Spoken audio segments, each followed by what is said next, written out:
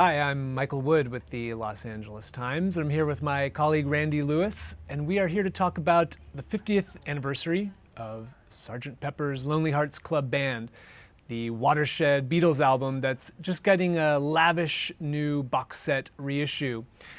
Randy talked to some of the people behind the box set. What's new here? What's the sort of impetus for this new box?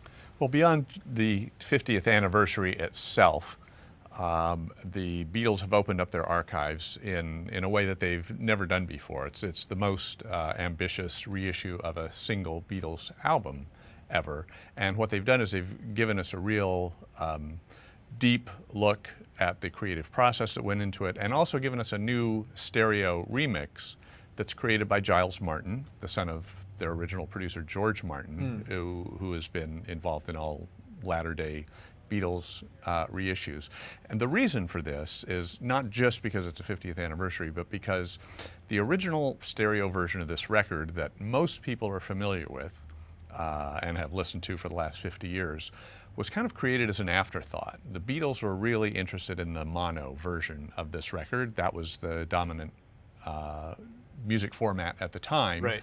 Stereo was an afterthought. And so just by way of comparison, the Beatles and George Martin spent 3 weeks mixing the mono version, and the stereo version was made in 2 days. Oh, wow. By a lot of the assistant engineers, and not with a whole lot of input from George Martin or the Beatles themselves. So that's what's important about this. Now, does this is sometimes kind of the thing where, as an average listener, you sort of wonder, would I even notice these changes? I mean, you've heard this whole box set. Is this new mix, really something you can pick up on? It's really striking in a lot of ways, and I think people who have listened to it closely at all will notice differences. There are some that are more subtle than others. There are some tracks where the Beatles messed with the playback speed in the mono version, and that wasn't carried over in the stereo version. So those will be some of the most obvious things. But to me, what happened was with the stereo version originally, it's kind of an awkward creation where vocals would get separated from the instruments and they'd be placed strangely.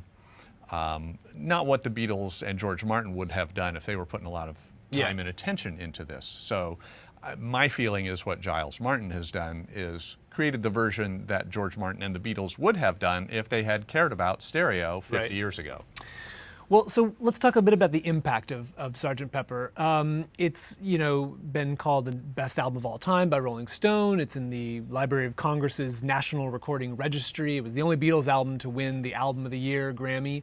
I think it's clear in retrospect that it was capturing a moment. It's sort of a bridge album for the Beatles in some way between the early sort of very energetic rock and roll Beatles and the later real experimental stuff that we saw on the White Album and Abbey Road.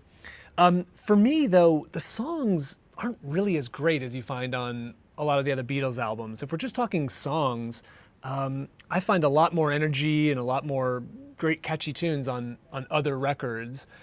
What's your take? Where does Sgt. Pepper stack up for you?